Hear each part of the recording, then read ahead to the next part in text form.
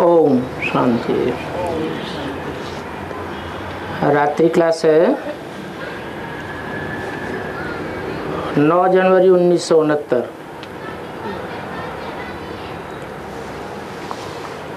बच्चों को पहले समझानी देनी है बाप की। वेद के दो बाप हैं, एक है आत्माओं का बाप और दूसरा वेद का बाप है मनुष्य का बाप।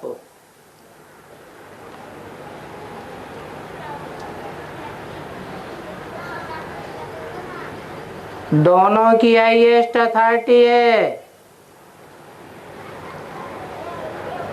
परंतु सुप्रीम सोल आत्माओं का बाप जब तक इस सृष्टि पर ना आवे तो मनुष्य सृष्टि के बाप को कोई पहचान नहीं सकता। वो बेहद का बाप ही इसको पढ़ाते हैं और जो खास गीता वाले हैं उनको पकड़ना भी अच्छा लगता है,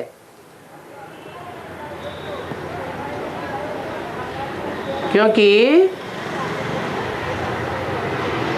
वो गीता को मानने वाले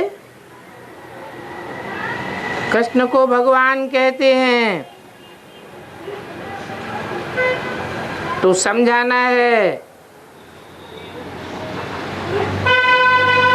कि भगवान तो आत्माओं का बाप है,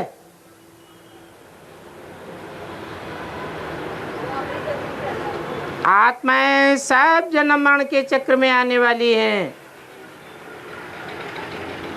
वो आत्माओं का बाप तुरीय है, वो चक्र में नहीं आता है। बाकी आत्माएं सभी 84 के चक्र में आती हैं और वो भगवान निराकार है, आत्माएं भी निराकार हैं, परंतु अल्पकाल के लिए नंबरवार निराकारी स्टेज धारण करती हैं और भगवान तो सदैव ही निराकार है। इस साकार सृष्टि पर आने के बावजूद भी, साकार में प्रवेश करने के बावजूद भी वो अपनी निराकारी स्टेज को नहीं छोड़ता, जबकि कृष्ण तो साकार है।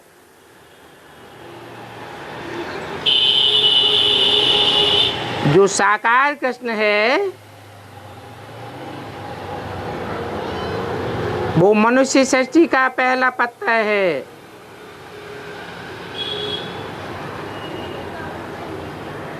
ऐसे तो वृक्ष के सभी पत्ते शोभनीक होते हैं, परंतु पहला पत्ता बहुत शोभनीक है।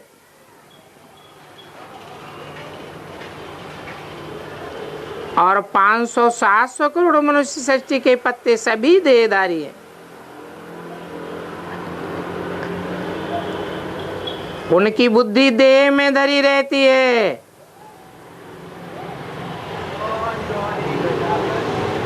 देह से परे नहीं जाने पाती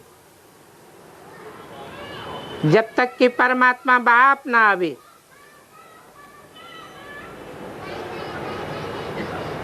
बिना देह के तो एक ही है,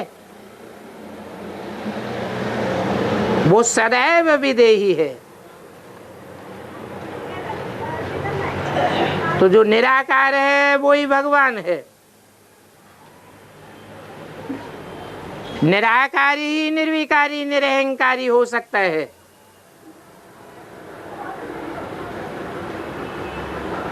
बाकी जो भी देह अहंकार वाले हैं, देह वाले हैं, वो सब अहंकारी हैं,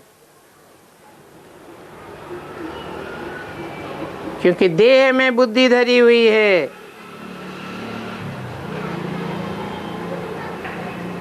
वो भगवान नहीं हो सकते।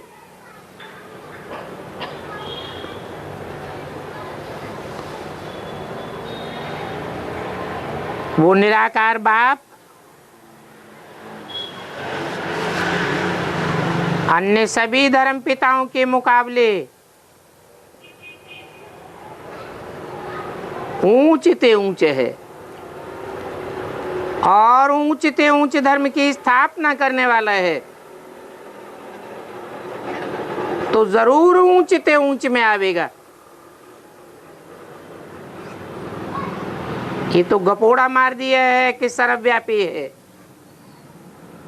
कण कण में है, जर्रे जर्रे में है।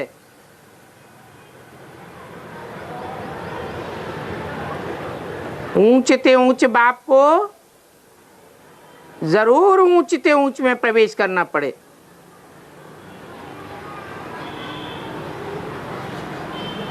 ऊंचते ऊंच कौन है? ये सृष्टि एक नाटक मंच है। उस रंगमंच पर जरूर कोई हीरो पार्टधारी है। 500 करोड़ पार्टधारियों के बीच ऊंचते ऊंच पार्टधारी, जिसमें भगवान आते हैं। साकार मनुष्य सृष्टि में ऊंचते ऊंचे है मनुष्य सृष्टि का बीज, मनुष्य सृष्टि का बाप। बाप को ही बीज कहा जाता है।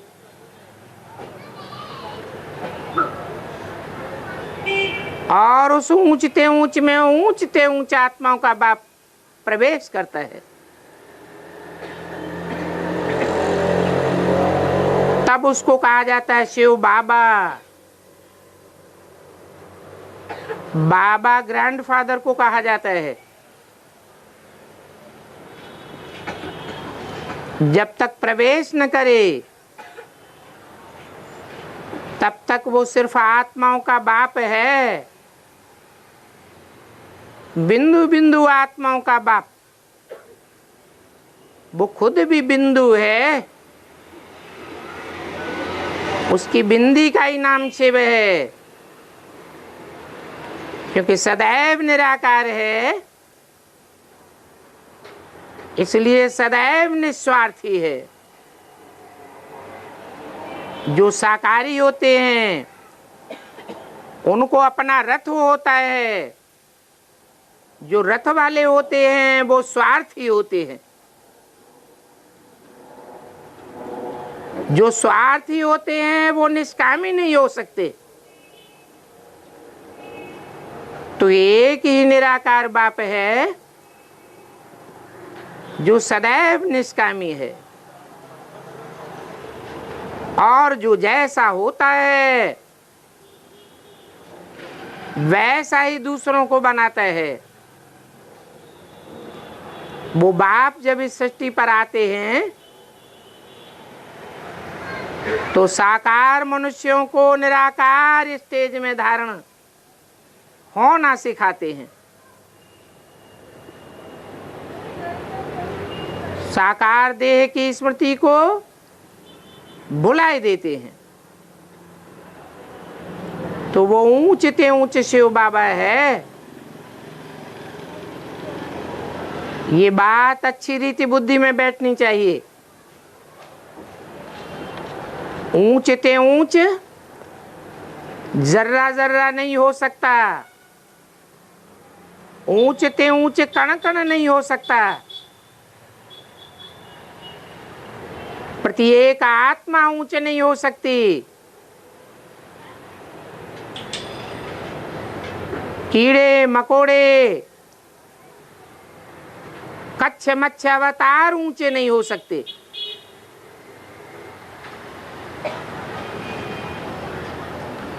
कच्छ मच्छ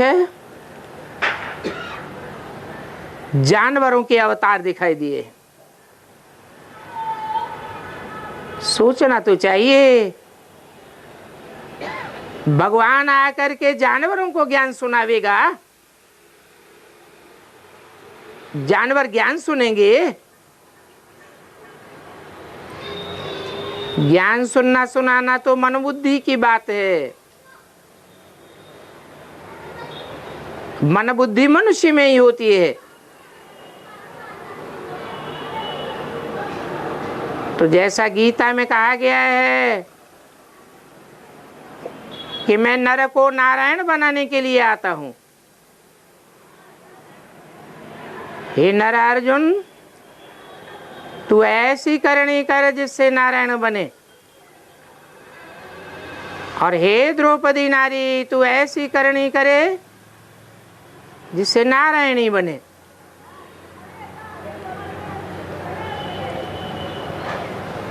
नर और नारायण, नर उसे कहा जाता है जो नरक बनाता है। शब्द ही दो हैं, नर और का माने करने वाला। नर जो कुछ करता है नरक ही बनाता है, खुद नीचे गिरता है और दूसरों को भी नीचे गिराता है।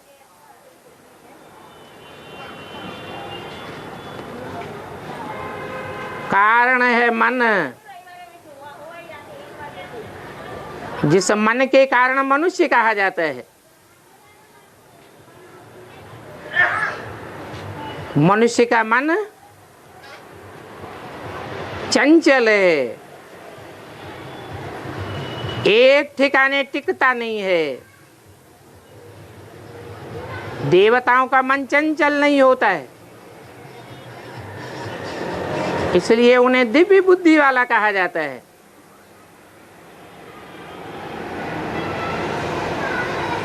उनकी एकाग्रता बिंदु रूप आत्मा में रहती है, अपनी अथवा पराई देह में उनकी बुद्धि नहीं जाती। स्वस्थिति में स्थित होने वाले होते हैं, और ऐसी स्वस्थिति में स्थित कराने वाला बाप सदैव स्वस्थिति में स्थित होना चाहिए। कृष्ण को सदैव स्वस्थिति में स्थित होने वाला नहीं कहेंगे। कृष्ण तो 16 कला संपूर्ण बनता है, कलाओं में बांधा जाता है। भगवान को तो कलातीत कहा जाता है, शास्त्रों में भी लिख दिया है, कलातीत कल्याण कल्पांतकारी। वो कलाओं से परे है, इसलिए कल्प का अंत करने वाला है। बाकी कोई मनुष्य मात्र में इतनी शक्ति नहीं है जो इस पुराने परंपराओं वाले कल्प का अंत कर सके। कोई भी धर्म पिता में इतनी ताकत नहीं है जो पुराने धर्मों को खलास कर सके, कुरीतियों को समाप्त कर सके। जो भी धर्म पिताएं आए वो अपनी अपनी धारणाएं अर्थात अपना धर्म स्थापन करके चले गए। पुराने धर्मों का, उन धर्मों की कुरीतियों का, परंपराओं का विनाश कोई नहीं कर सका। ये कार्य एक भगवान बाप का काम है जो सदैव स्वस्थिति में स्थित रहने वाला है।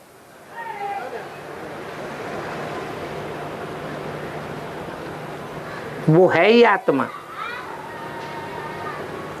उसकी अपनी देह नहीं होती है,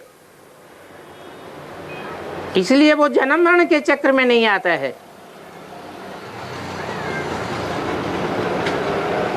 देह में जिनकी बुद्धि धरी रहती है, देह में अटैचमेंट होने के कारण उनके पाप और पुण्य बनते हैं। भगवान को तो पाप आत्मा नहीं कहा जाता, पुण्य आत्मा नहीं कहा जाता, महात्मा नहीं कहा जाता, पाप पुण्य आत्मा नहीं कहा जाता। वो तो है ही परमात्मा, परम पिता।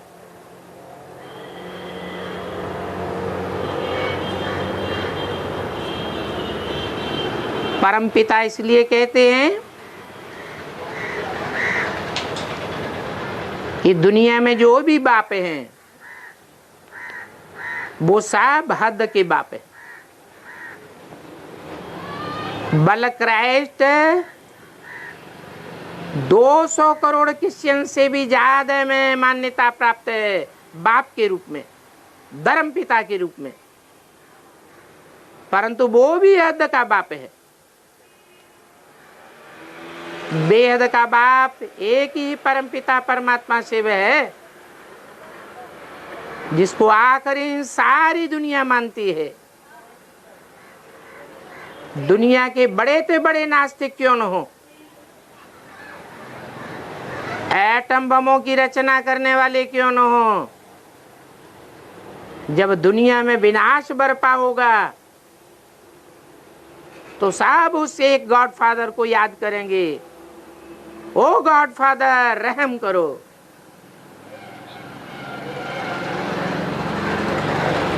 भीख मांगेंगे। वो सबका बाप है, इसलिए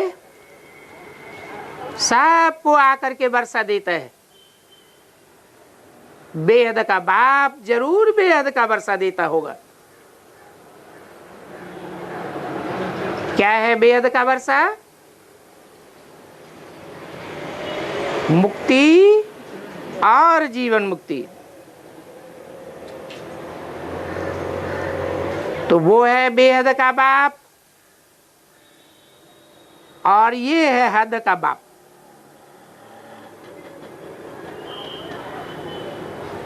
बेहद के बाप से बेहद का वर्षा मिलता है।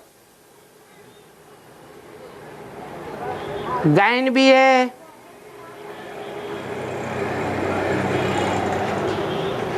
उसे एक के सिवाय और कोई 21 जन्मों का वर्षा नहीं दे सकता।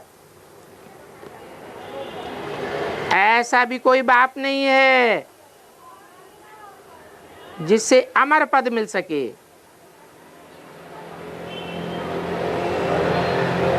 अमर लोक में सब अमर देवताएं होते हैं।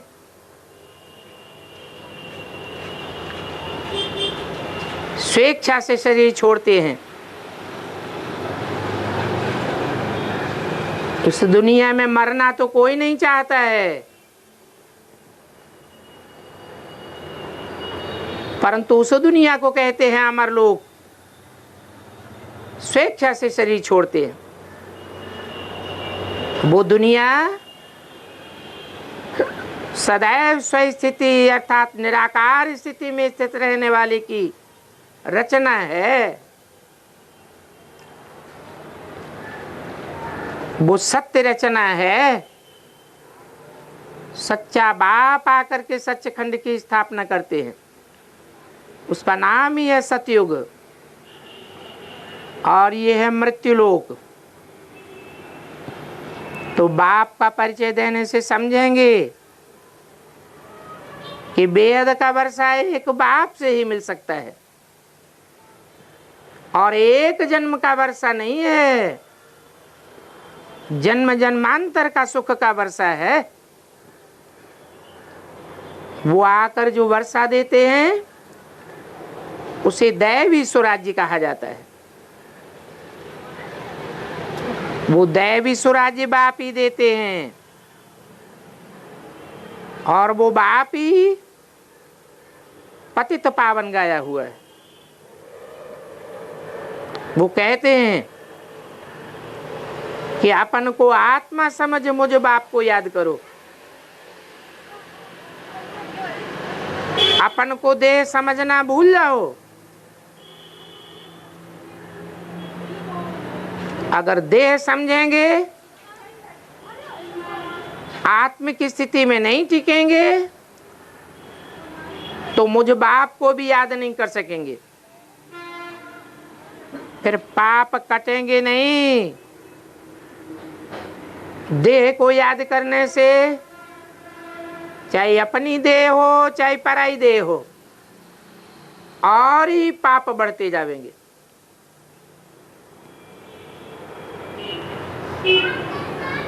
बाप कहते हैं तुम पतित से पावन बन पावन दुनिया में चलने लायक बन सकते हो। कल्प कल्प बाप कहते हैं माम एकम याद करो, कोई दूजम को याद मत करो। क्या मतलब? माम एकम माने एक तुरिया बिंदु को याद करें, शिव ज्योति बिंदु को याद करें। परंतु पता कैसे लगेगा कि यही ज्योति बिंदु तुरिया ज्योति बिंदु है? वो पता ही तब लगता है जब इस साकार सृष्टि में आते हैं और साकार तन में प्रवेश करते हैं, तभी तो कहते हैं। कहने के लिए मुख चाहिए कि माम एकम याद करो, अर्थात साकार में निराकार को याद करो। इस याद की यात्रा से ही पवित्र बनना है, क्योंकि अभी पावन दुनिया आ रही है और पतित दुनिया का विनाश होना है। तो पहले पहले बाप का परिचय देकर के पक्का कराना है। जब पक्का बाप को समझ जाए, तब समझें कि बाप से वर्षा मिलता है। इसमें माया भुलाती बहुत है। तुम कोशिश करते हो बाबा को याद करने की, फिर भी भूल जाते हो।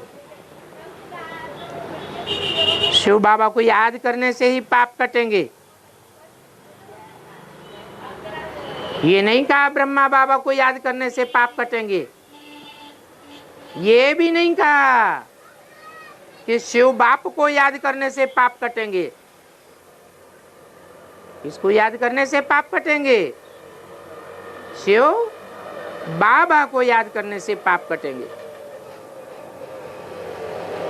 इन द्वारा बताते हैं, किन द्वारा?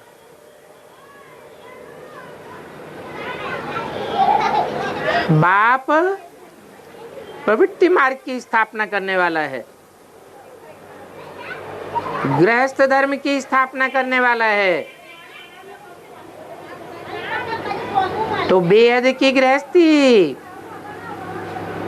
राम कृष्ण की बेहद की गृहस्थी है। उनमें एक आत्मा हीरो और एक आत्मा हीरोइन का पार्ट बजाने वाली। कहते भी हैं तुम मात पिता हम बालक तेरे, त्वमेव माता च पिता त्वमेव।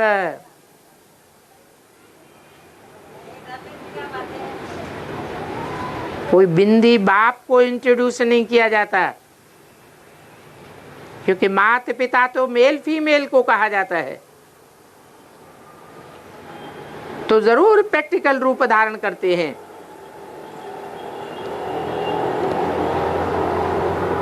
फिर भी बच्चे धंधे धोरी में मुझे भूल जाते हैं,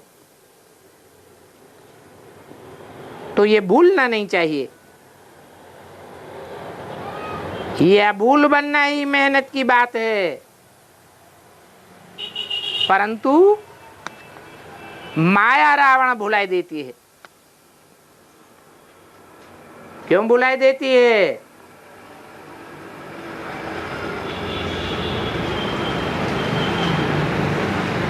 क्योंकि रावण के अनेक सिर हैं, अनेक सिरों से अनेक मतें देता है, भ्रमित कर देता है।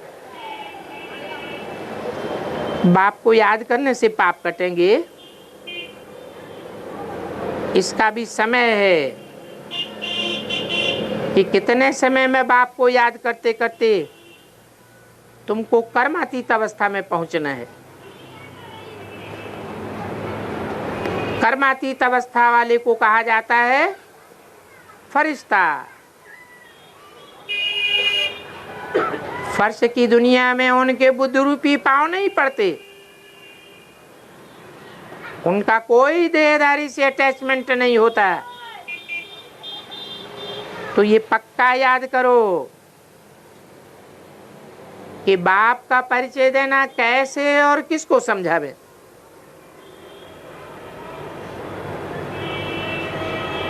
पात्र को देख करके ज्ञान दिया जाता है, तो पक्का निश्चय भी हो जाए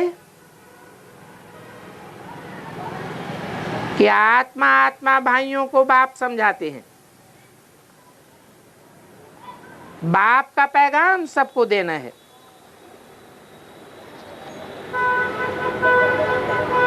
कहते हैं भगवान के पास चलूं, दीदार करूं,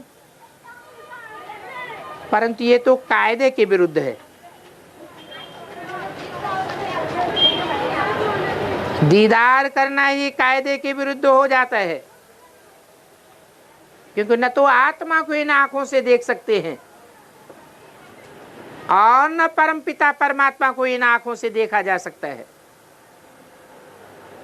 हाँ, तीसरी आंख से, ज्ञान के नेत्र से समझा जा सकता है और समझाया जा सकता है।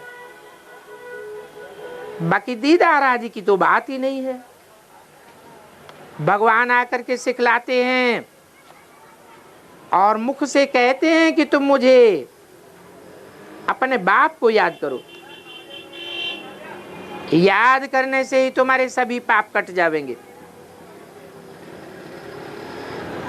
कहाँ भी धंधे आदि में बैठे घड़ी घड़ी बाप को याद करना है। बाप ने हुक्म दिया है कि मुझे याद करो, और याद करने वालों में भी विजयी कौन बनेंगे, विन कौन करेंगे? विजयी वो बनेंगे जो निरंतर याद करेंगे।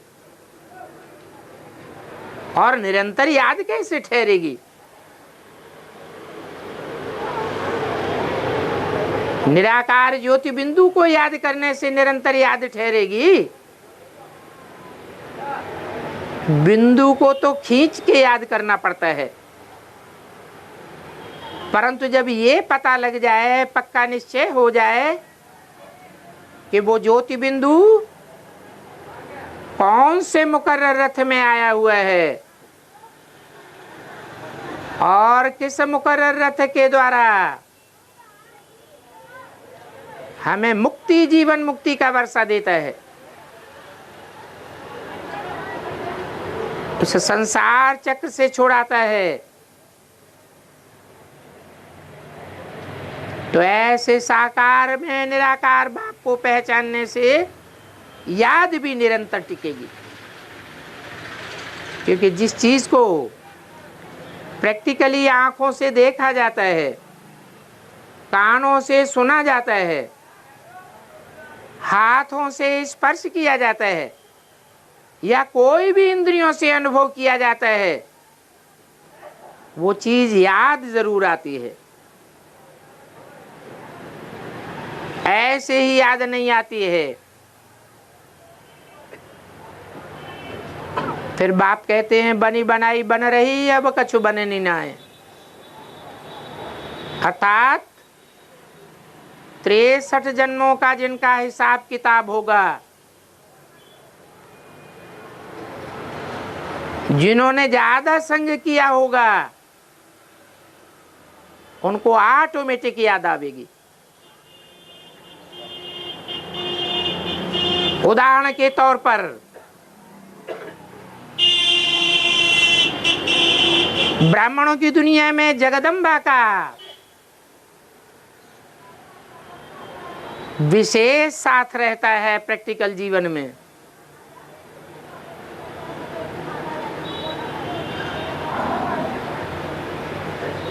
और राधा का उतना साथ नहीं रहता।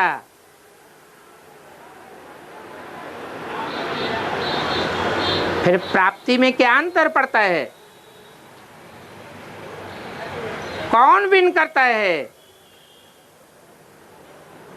कौन नारी से लक्ष्मी बनता है?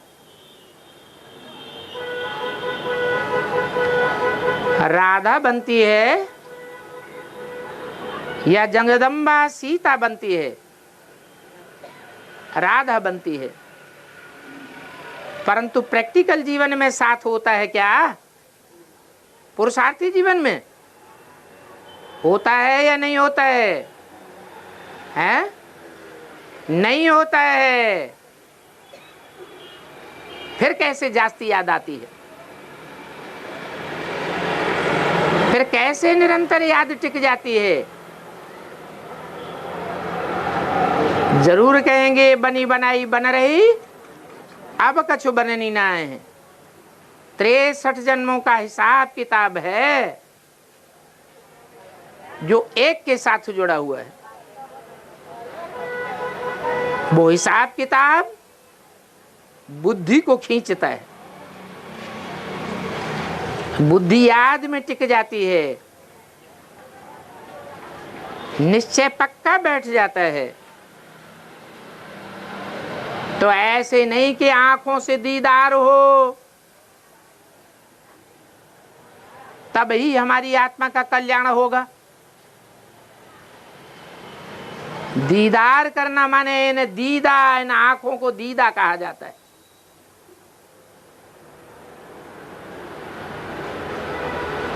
कोई भी इंद्रियों से प्रैक्टिकल जीवन में अनुभव करने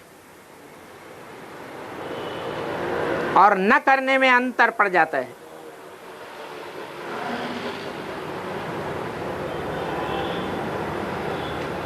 पूर्व जन्मों का भी हिसाब किताब है,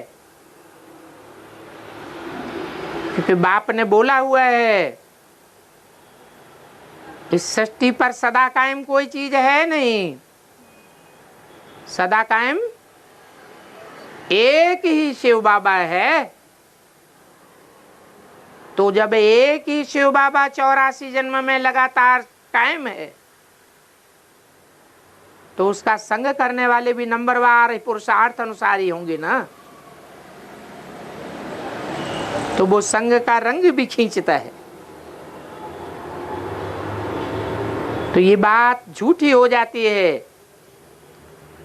कि दीदार करेंगे तभी हमारा कल्याण होगा,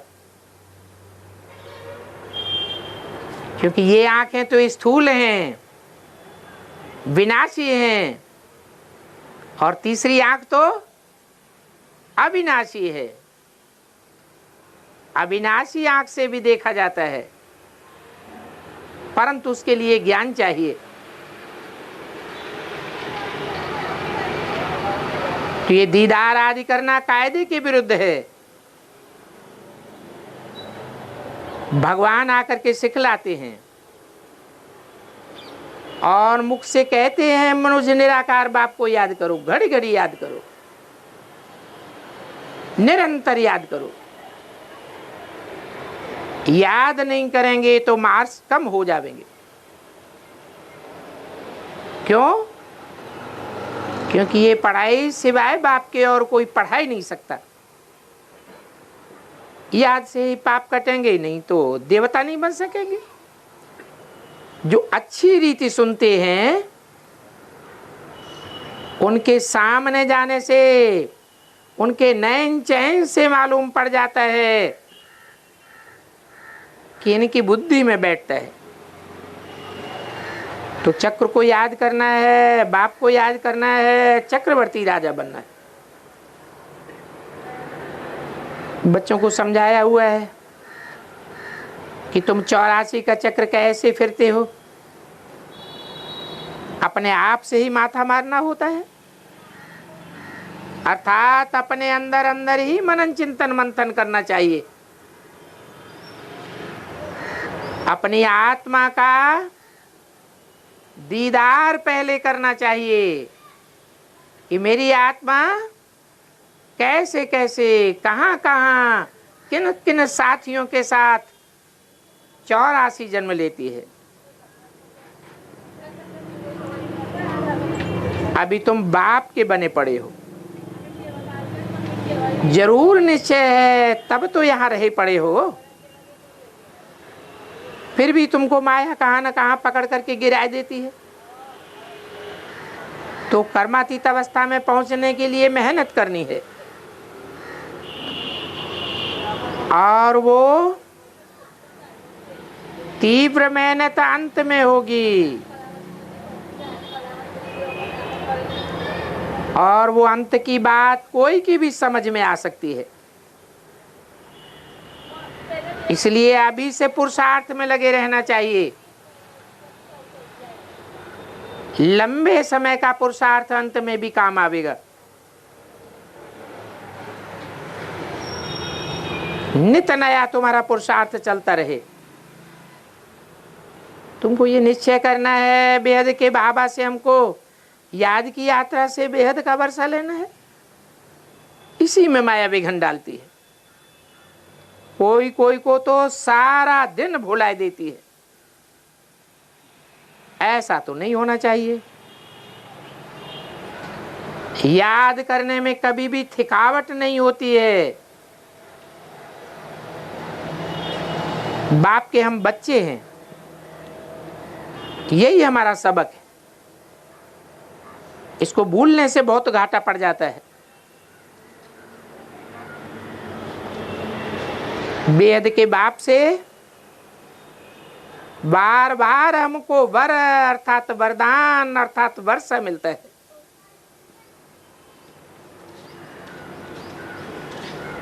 फिर भूलने से ड्रामा में पार्ट है। बाप के सम्मुख रहने से बाप को भूलना नहीं चाहिए। जबकि बाप कहते हैं मुझे याद करो, लौकिक बाप तो नहीं कहते। वो ऐसे नहीं कहेंगे देह के सभी संबंध छोड़ अपन को आत्मा समझो, शरीर का भान छोड़ मुझे याद करो। एक की याद से ही पाप कटेंगे। तुम सतो प्रधान बनते जाते हो, अर्थात तुम्हारे पाप कटते जाते हैं। तो ये याद करने का धंधा तो बहुत खुशी से करना चाहिए। ये गीता में भी है, परंतु ये बात कोई की बुद्धि में ठहरती नहीं है। ब्राह्मण ही देवता बनते हैं, शूद्र से डायरेक्ट देवता तो नहीं बन सकते। ब्रह्मा द्वारा शूद्रों को ब्राह्मण बनाया जाता है। फिर ब्राह्मणों को बाप बैठ शिक्षा दे करके देवता बनाते हैं। तो ऐसे बाप को भोजन खाने के समय भी याद करना है। इसलिए ब्रह्मा भोजन की इतनी महिमा है, जो फिर महिमा भक्ति मार्ग में भी चलती है। या तो बाप कहते हैं सभी को भूले, एक बाप को याद करना है। ये गुप्त अभ्यास तुम बच्चों का चलता रहे, इसमें तुम्हारा ही कल्याण है। अपन को देखना है, मैं बाबा को याद करता हूं। याद में बड़ी खबरदारी रहनी चाहिए। किस बात की है? इस बात की खबरदारी रहनी चाहिए। अरे याद में कोई और दूसरा देहधारी इंटरफियर न करने पाए। तुम पुरुष बनते हो।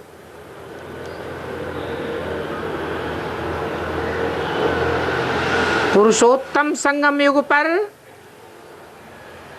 तुम पक्के पक्के पुरुष बनते हो। पुरु कहा जाता है शरीर को, पुरी। शमन शेते, आराम करने वाला। इस शरीर रूपी पुरी में तुम आराम करने वाले पक्के पुरुष हो। कौन सा यादगार चित्र है? नारायण, विष्णु, वो क्षीर सागर में दिखाते हैं। ये तो विषय सागर कलयुग है। तो इस बात को समझने में संशय नहीं आना चाहिए। अगर आता है तो संशय कुछ न कुछ, संशय बुद्धि विनश्यते, काय का विनाश हो जाता है, पद का विनाश हो जाता है। कोई भी संशय पड़े तो बताना चाहिए। मेहनत है अपन को आत्मा समझ। एक बाप को याद करना, आधा कल्प रावण के बने, अर्थात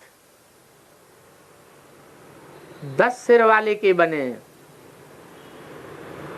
अभी एक राम के बनते हो। इसलिए रामलीला में राम को एक सिर दिखाते हैं और रावण को अनेक सिर दिखाते हैं। तो बाप कहते हैं कितने भी तूफान आए फिर भी बाप को याद जरूर करना है, क्योंकि ये रावण राज्य है, राम राज्य नहीं है। राम का राज्य इस दुनिया में कहीं भी नहीं है, क्योंकि मधुवन में भी माया आती है। चढ़ती कला और उतरती कला तुम्हारी याद के ऊपर है, तुम्हारी सेवा के ऊपर है। बच्चों को बहुत खुशी होनी चाहिए। याद से ही विकर्म विनाश होते हैं। समझाना चाहिए इस समय सभी आत्माएं तमो प्रधान है और सतयुग में सभी आत्माएं सतो प्रधान होंगी।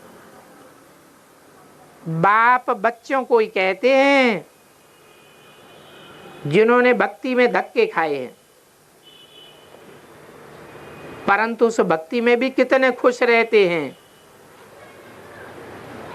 मीरा खुशी में कितना डांस करती थी, और यहाँ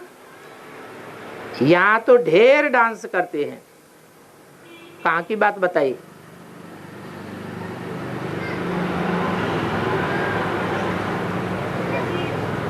ब्रह्मा कुमारी बहन है जो साक्षात्कार में जाती थी, ध्यान में जाती थी, वो ध्यान में क्या करने लग पड़ती थी? डांस करने लग पड़ती थी। बाबा तो बंद कराई दिया, क्योंकि उससे कोई फायदा नहीं।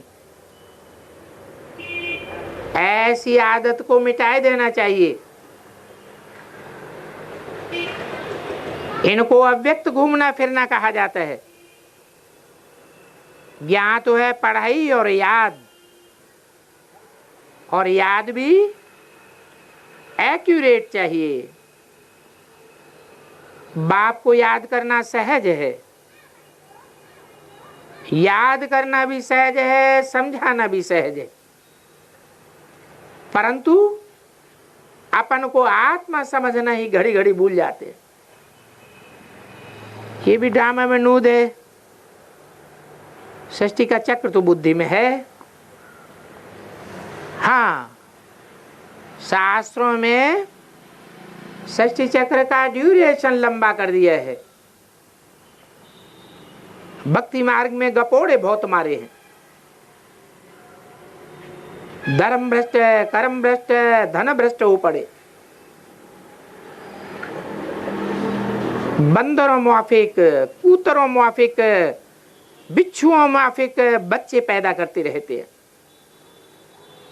फिर पेट चीर करके भी बच्चा निकालते हैं। कितना इजी कर दिया। ये भी कामी पुरुषों की युक्ति है। ये पुरुष क्या क्या करते कराते रहते हैं।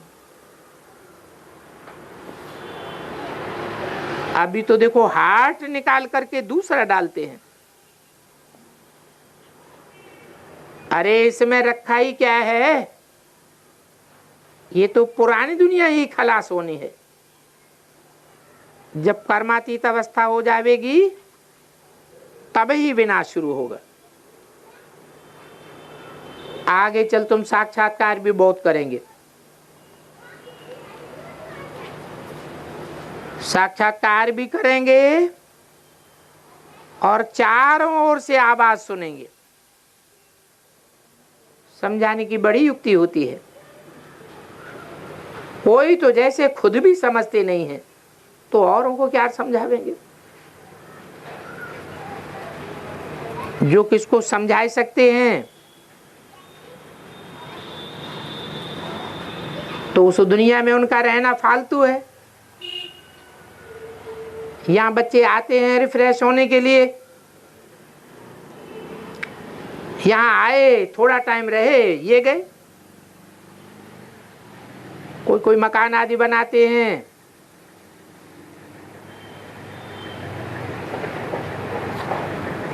तो उनको कहा जाता है ये मकान आदि बनाने में क्यों मिट्टी में पैसा डुबोते हो।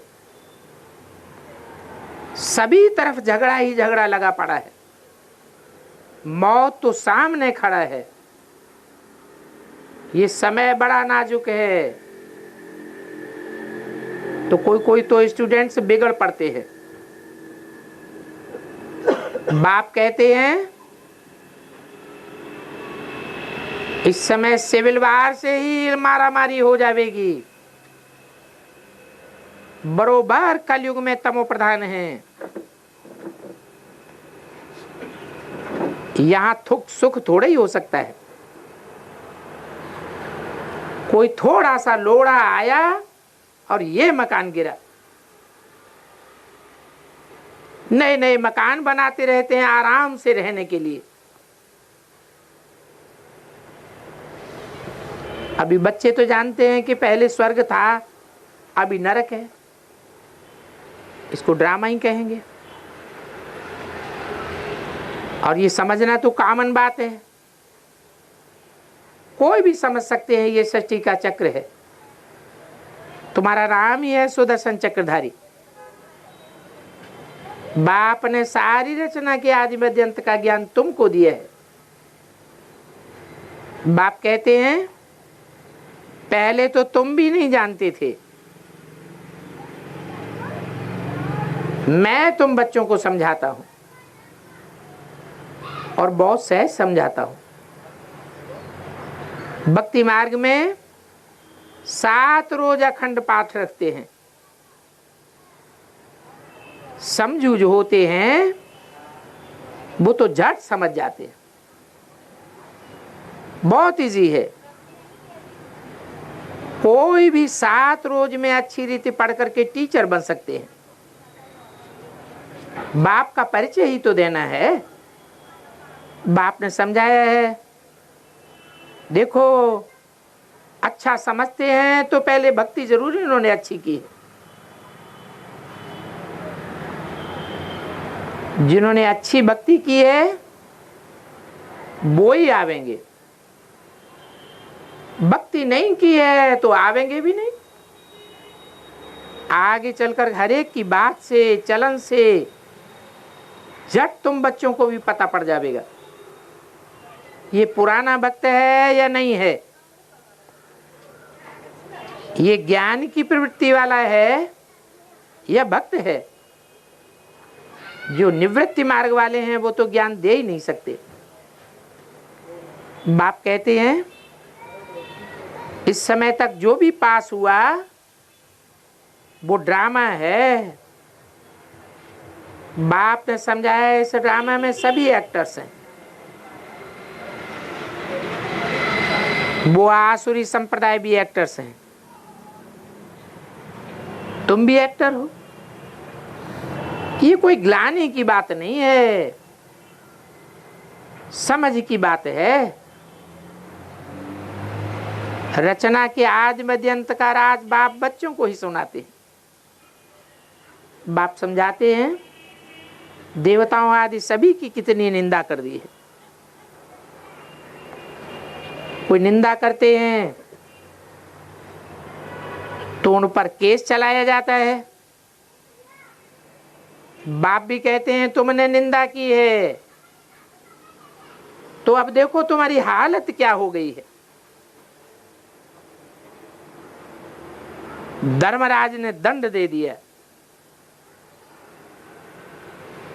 अभी भी समय बहुत थोड़ा है। बहुत वेद शास्त्र पढ़े हुए भी आते हैं, फिर उनमें से कोई कोई समझते भी हैं कि ये तो वेद शास्त्रों का भूसा है, इस भूसे से ही तुम्हारी दुर्गति हुई है। अब ये ट्रा ट्रा बंद करो, इनको पढ़ने से ही दुर्गति हो गई। फिर किसकी महिमा करते हो? जब शास्त्रों को पढ़ने से ही दुर्गति हो गई तो महिमावान कौन है वो समझना चाहिए ना। कृष्ण महिमावान है या भगवान महिमावान है?